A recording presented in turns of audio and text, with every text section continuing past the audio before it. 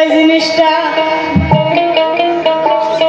সে পর্যন্ত নামানি যাব না, এটা হাদিসে আছে মানা।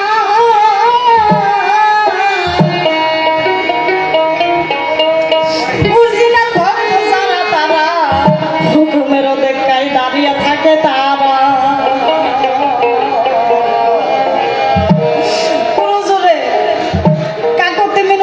বলছে বাবা তাহলে আমার বিদায় করো। তখন বলছে হ্যাঁ, বাড়িতে তো আমাদের মা আছে, আমার নতুন পরিবার আছে। 12 বছর হয় আমার কাছে এসে চাইতো, মনে হয় মার কথা বিবির কথা মনে পড়ছে, যাও তোমার আমি বিদায় দিয়ে দিলাম। অন্ধকার রাত্রি কিছু দেখা যায় না, খাল বিল নদ নালা সমস্ত সামান পেরিয়ে যখন আপন গৃহে চলে যায়, রাত্র প্রায় শেষ হয়ে যায়। বাড়ির ভিতরে যাইয়া উঠানোর মধ্যে দাঁড়াইয়া সামাদ বলছে বিনয়া বিনয়া মা, ও মা গো, কোন মায়ের সন্তান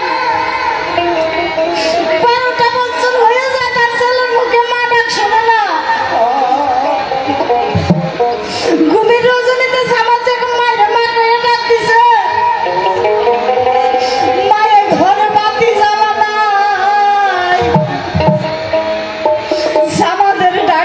মায়ের ঘরের থেকে বেরিয়ে আসিল, মায়ের বুকেও কাপড় নাই। আইরে সামাদ আমার বুকে, আইরে আইরে সামাদ আমার বুকে, আইরে মামা বলে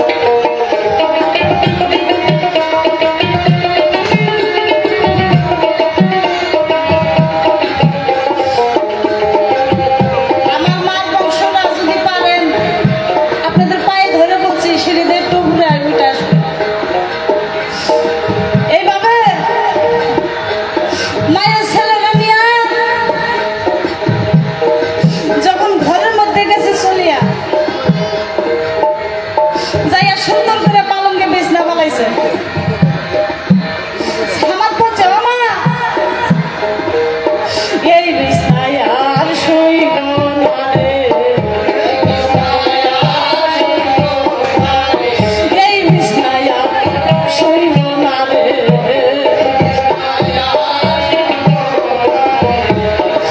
তুমি মাই যাবে বিছনা করো, মাটিতে বিছনা করো। সামাদের মাই বলছে কেন 12 বছর পর আমার বুকে আইছস, মাই যাবে বিছনা করতে কস?